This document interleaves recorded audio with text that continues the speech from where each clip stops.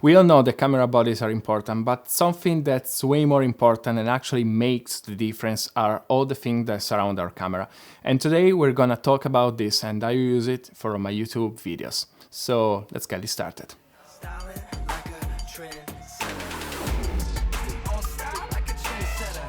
Hey everyone, welcome back to this channel. Today we are diving into something that I believe is really important if you want to make your own YouTube channel, the YouTube setup. Whether you're starting your own YouTube channel or just curious about how to create this kind of videos, I will walk through everything from my camera and lenses and lighting and microphone I normally use. So let's jump right in. First things first, the camera. I'm currently using the Sony a7 IV. We have two here in the studio.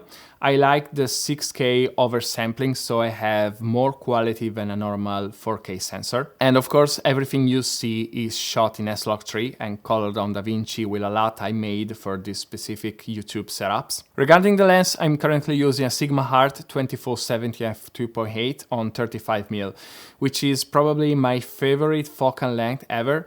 And I think it's the best one, especially for this kind of video, for this YouTube speech, because you have a nice wide image, not too wide to be honest, and not too tight.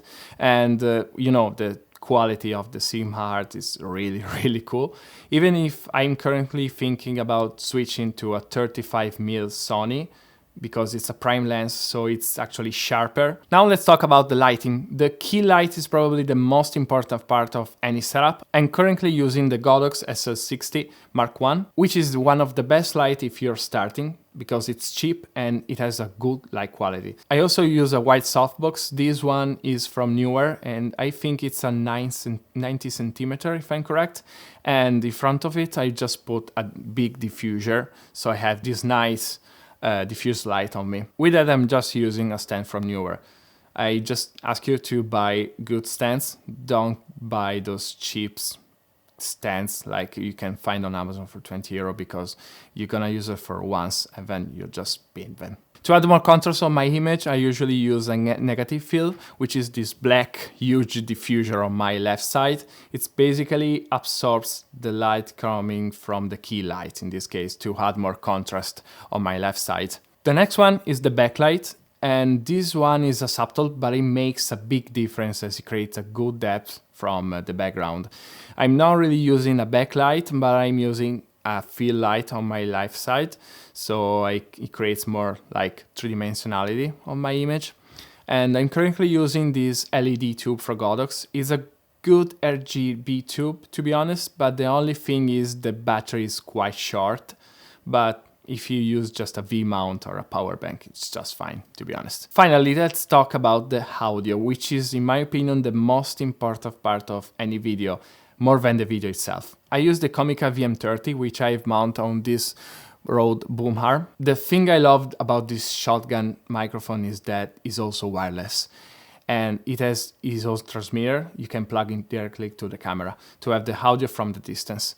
If you're too far from your subject or if you don't have any boom arm at all, that's a game changer. The audio quality is quite good, to be honest, but I also use a preset equalizer I set for this microphone. So this is the audio without my preset, and this is the audio with my preset on. I'm not a sound person, but I think the audio is actually nice. Coming back to the lights, I also use this light here to brighten the background a little bit. So this is the setup without the light on the background, and it's actually way better with the light on it.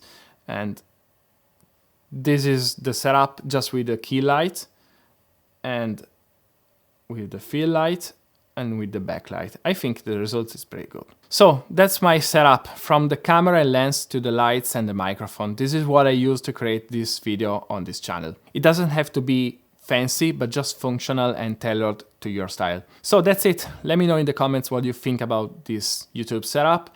And if you found this video helpful, give it a thumbs up. And don't forget to subscribe and maybe follow me on Instagram on the link below. Thanks for watching this YouTube video, and see you on the next one. See you guys.